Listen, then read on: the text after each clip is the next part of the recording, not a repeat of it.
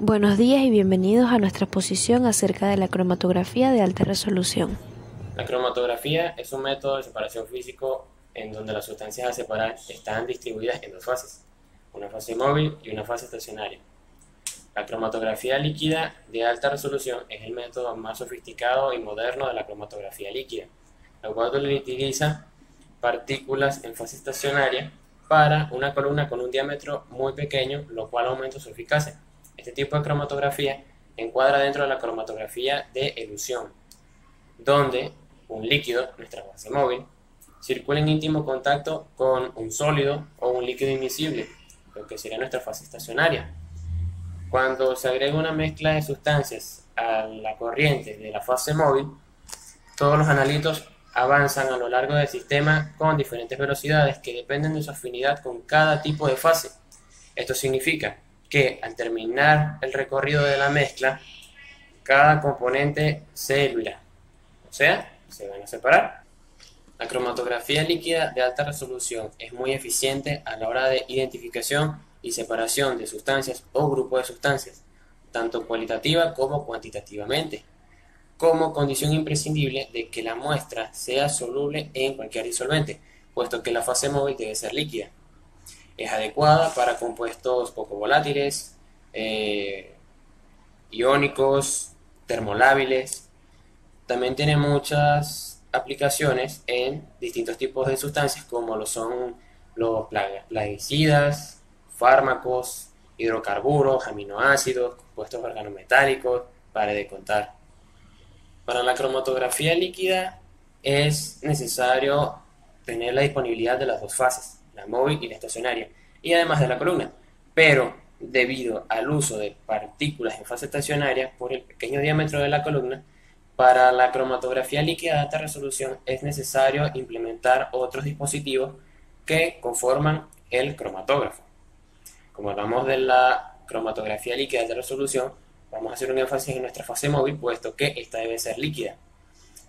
El protagonismo de nuestra fase se lo debemos a la bomba, que permite un flujo libre de la muestra, sin que éste se vea afectado por la presión de la cabeza de la bomba que éste ejerce. Como hablamos de sustancias y componentes eluidos, nos referimos al sistema de elusión. ¿Qué es esto?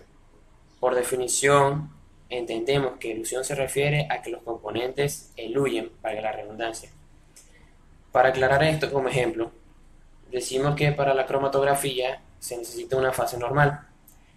Esto implica que la fase móvil se encuentra en una fase polar y la fase estacionaria se encuentra en una fase apolar, que es una regla básica para este tipo de cromatografía. Cuando la fase móvil entra en la columna, entra en contacto con la fase estacionaria. Todos los componentes que se encuentren en la fase estacionaria tienen tanto componentes polares como apolares. Cuando estos componentes que tengan la misma polaridad que la fase móvil entren en contacto, estos van a eluir, o sea, serán los primeros en salir y en ser detectados. Con todo esto podemos decir que el sistema de elusión describe la absorción de los componentes según su polaridad. Muchas gracias, mi nombre es Daniel Macedo. Buenos días, mi nombre es Ángeles Silva. Sistemas de bombeo. Los requisitos para un sistema de bombeo en HPLC son rigurosos e incluyen la generación de presiones por encima de 400 kg por centímetros cuadrados, un flujo libre de pulsaciones, un intervalo de caudales de 0.1 a 10 microlitros por minuto, el control y la reproducibilidad del caudal mejor del 0.5% relativo y componentes resistentes a la corrosión como lo son el teflón.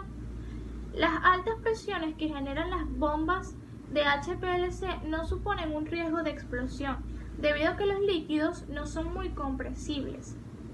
Sin embargo, la rotura de un componente del sistema puede generar la pérdida de disolvente y dicha pérdida puede suponer un riesgo de incendio. Los tres tipos de bombas utilizadas en cromatografía líquida de alta resolución son las bombas recíprocas, bombas de jeringa o de desplazamiento y bombas neumáticas o de presión constante. Introducción a la muestra. A menudo el factor limitante en la precisión de las medidas en cromatografía de líquidos es la reproducibilidad con la que puede introducirse la muestra en las columnas. El problema se acentúa por el ensanchamiento de las bandas que acompañan a la sobrecarga de las columnas. Por esto deben utilizarse volúmenes muy pequeños, no más de 500 microlitros. El método más antiguo y sencillo para la introducción de la muestra consistía en inyectar con jeringas a través de un elastómetro que cierra herméticamente. Con esta finalidad empezaron a utilizarse microjeringas capaces de soportar presiones de hasta 1500 psi. En las inyecciones a flujo detenido, el flujo del disolvente se detiene momentáneamente, luego se retira el conector de la cabeza de la columna y la muestra se inyecta directamente en el relleno de la cabeza de la columna.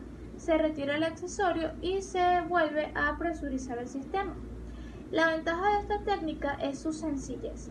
Sin embargo, en cromatografía de líquidos, el método más ampliamente utilizado para la introducción de la muestra utiliza bucles de muestra, como podemos ver en la imagen.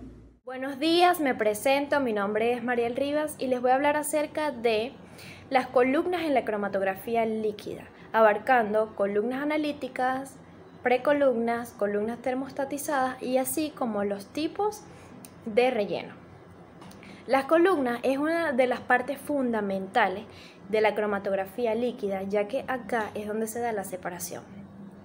Una columna para cromatografía líquida se constituye de un tubo de acero inoxidable con un diámetro interno. También podemos encontrar columnas de vidrio, pero estas no son muy recomendadas y son poco utilizadas en la cromatografía líquida de alta eficacia, ya que se trabaja a presiones elevadas y estas tienden a estallarse. Las columnas analíticas. La mayoría de las columnas utilizadas tienen una longitud de 10 a 30 centímetros, aunque actualmente se están fabricando columnas de distintos diámetros y cada vez son más pequeñas. Estas columnas, que son recientemente fabricadas, han tenido dimensiones cada vez más pequeñas, más compactas, y se puede evaluar la eficacia de acuerdo a este ejemplo. En este ejemplo podemos ver cómo se ilustra en la variable del tiempo. Los picos, se pueden observar 8 picos, lo que corresponde a 8 componentes que se dieron en separación cromatográfica líquida de alta eficacia. Se puede observar cómo en solo 15 segundos se separan estos componentes.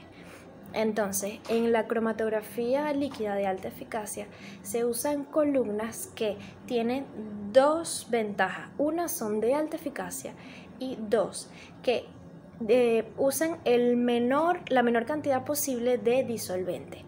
Los disolventes que se utilizan en la cromatografía líquida de alta eficacia realmente son de alta pureza y estos tienden a ser muy costosos. Las precolumnas son comúnmente utilizadas para alargar la vida útil de la columna principal, que es la columna analítica.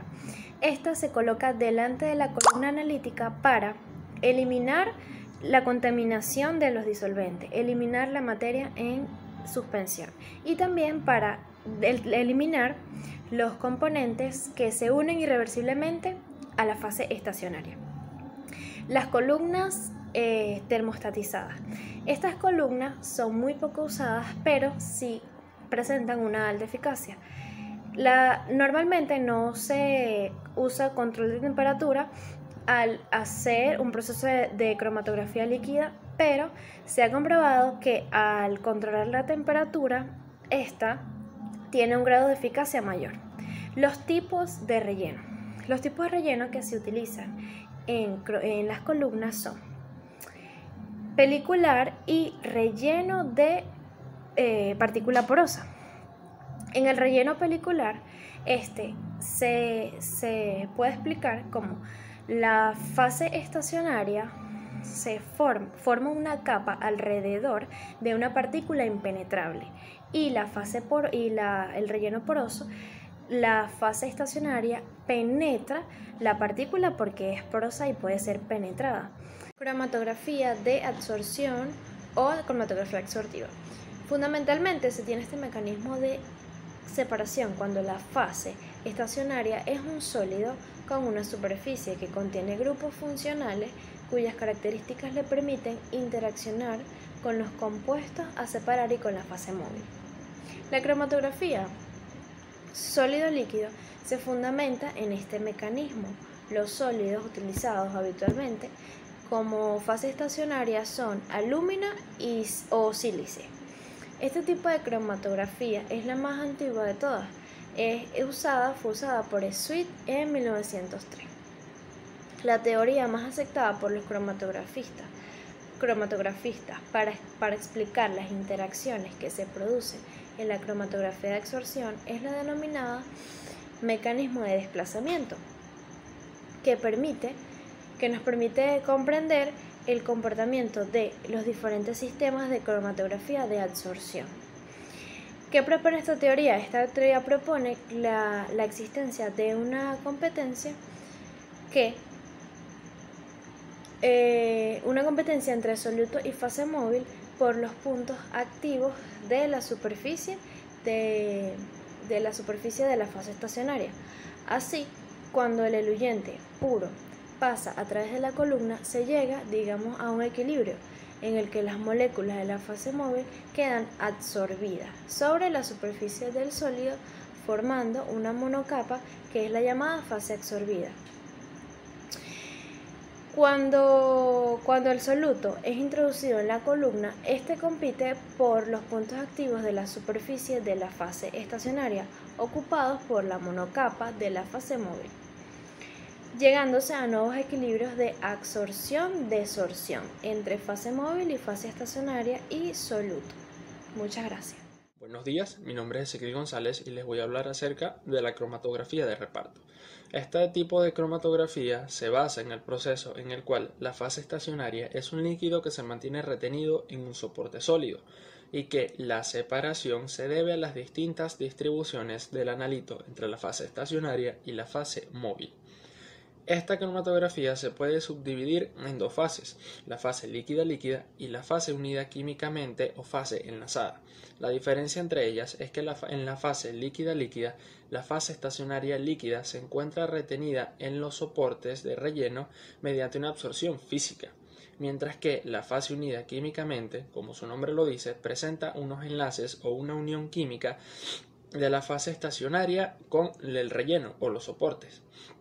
Esta última mencionada es la aplicada actualmente prácticamente en todos los casos, debido a que la fase líquida-líquida presenta una muy grande desventaja, ya que en esta la fase líquida presenta una disminución debido a la disolución de la fase estacionaria en la fase móvil, por lo que requiere un necesario y constante recubrimiento de los soportes del relleno.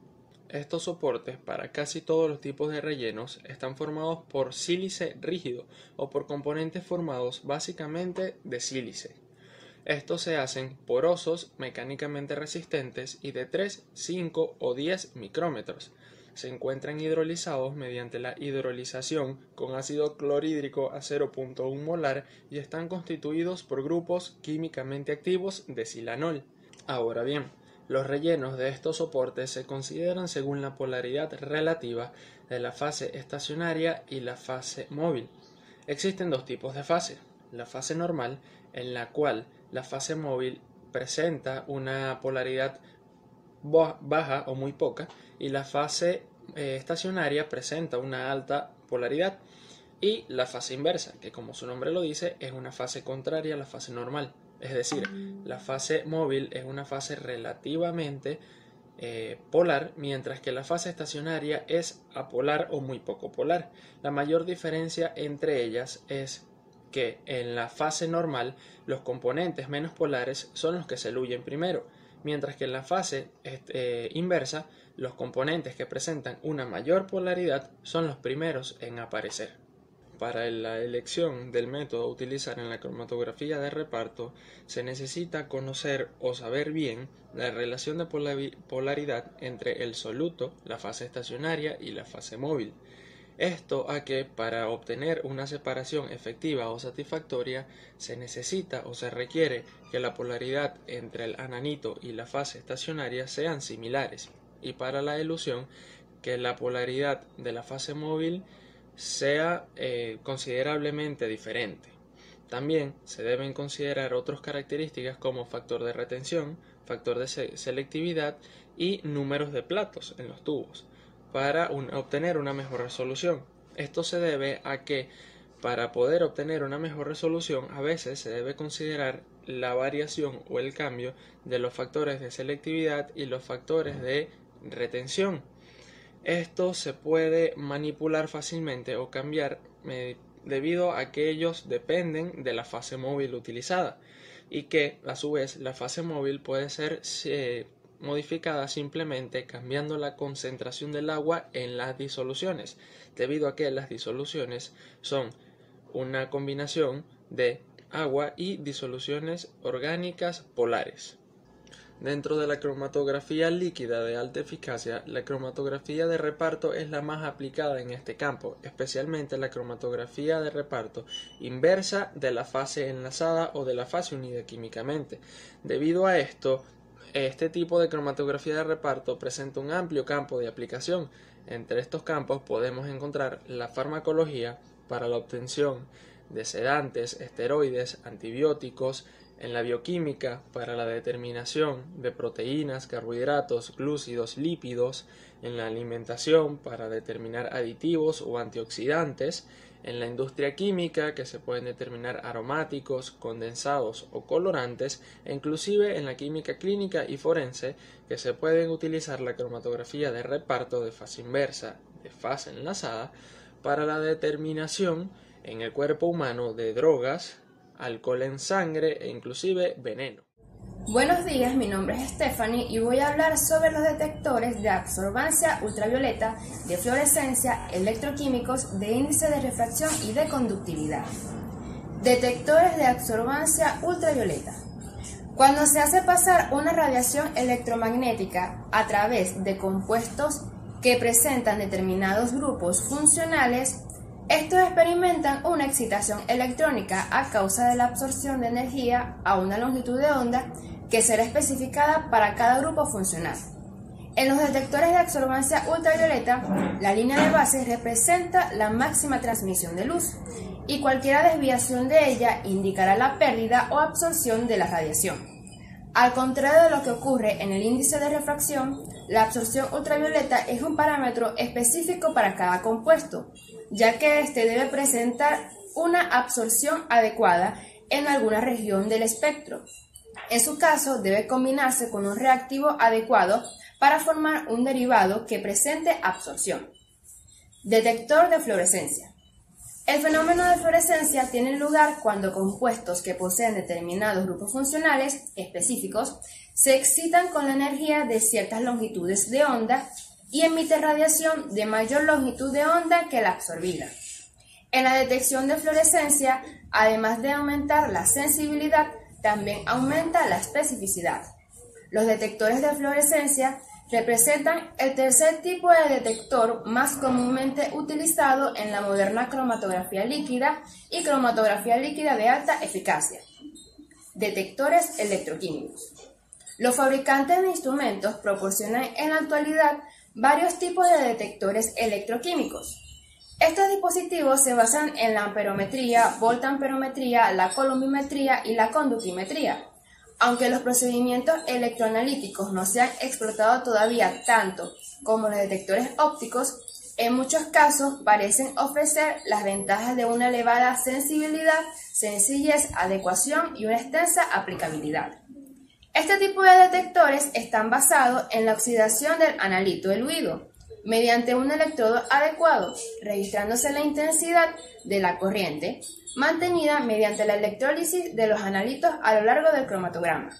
La detección en este caso está basado en el conocido polarógrafo de gota de mercurio, Este instrumento consta de un par de electrodos a los que se le aplica un potencial de oxidación, potencial de semionda, suficiente para crear una corriente de difusión, puesto que la cantidad de corriente es una medida directa de la concentración de un analito en un momento dado. Detector de índice de refracción.